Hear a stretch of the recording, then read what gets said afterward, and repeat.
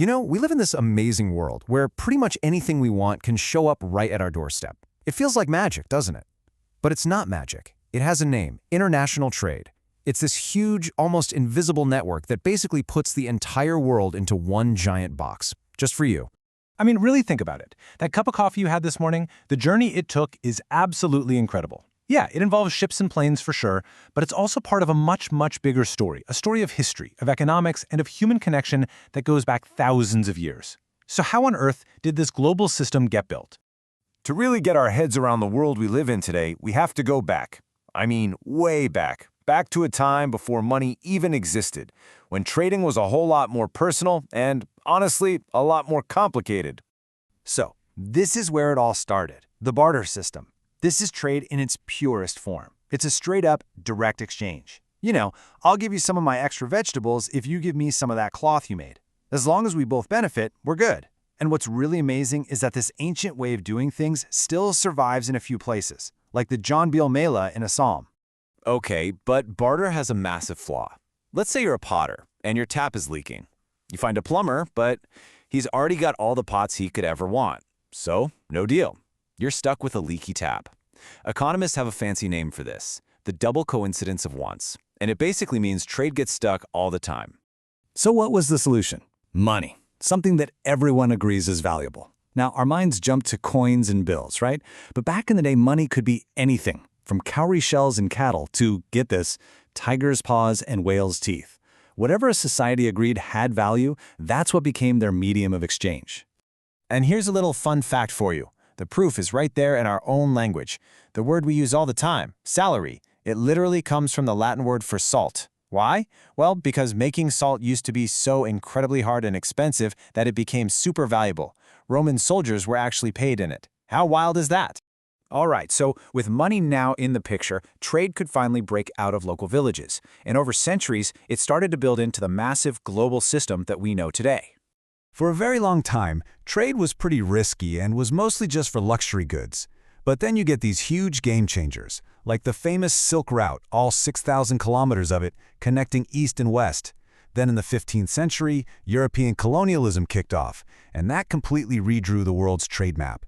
The Industrial Revolution created this insatiable hunger for raw materials, and then, after the World Wars, we started creating organizations to actually write down the rules for the global trade we have now. Now, we have to acknowledge a very dark and brutal part of this history.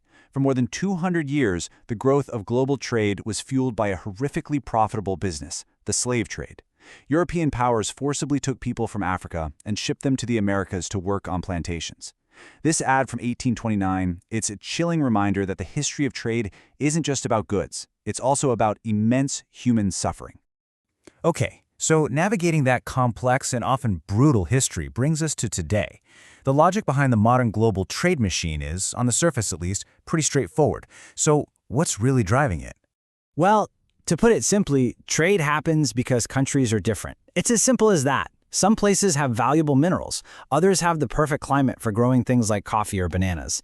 Some have unique cultural crafts, right? Like carpets from Iran or batik from Indonesia. You throw in modern technology, investment, and super efficient transport, and you've got all the pieces for a thriving global marketplace. And all of this really comes down to one absolutely critical principle: specialization. I mean, it just doesn't make any sense for every single country to try and produce everything. It's much smarter for a country to focus on what it does best, what it can produce most efficiently, and then just trade for everything else.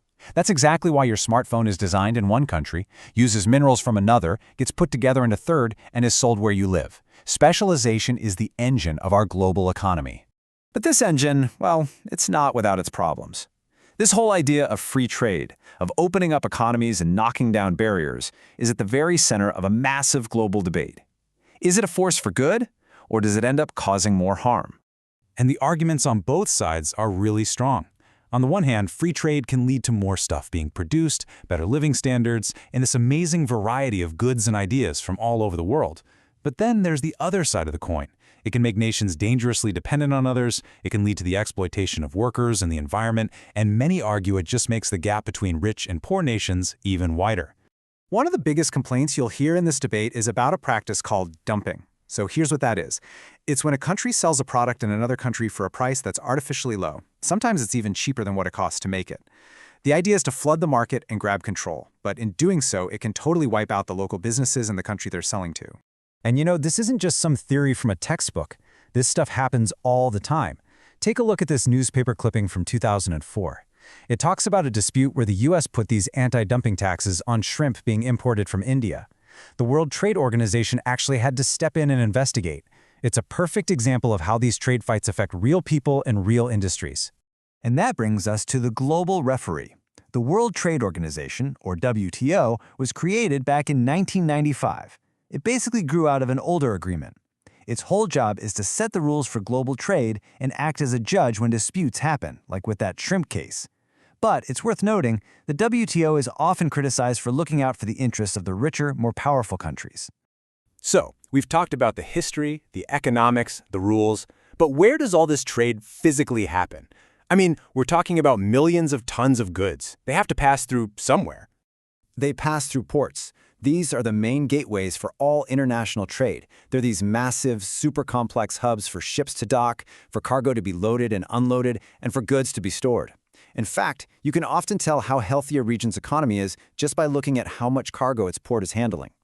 And not all ports are created equal. They get classified in a bunch of different ways. You've got your industrial ports for bulk stuff like oil and iron ore, and then commercial ports for all the general goods. They also have specialized functions. Singapore, for example, is famous for being an entrepot port, which is basically a giant collection center where goods from everywhere are brought in just to be shipped right back out again. So there you have it. From a simple swap of goods between neighbors to this mind-bogglingly complex network of container ships and trade rules, international trade has, without a doubt, built the world we live in.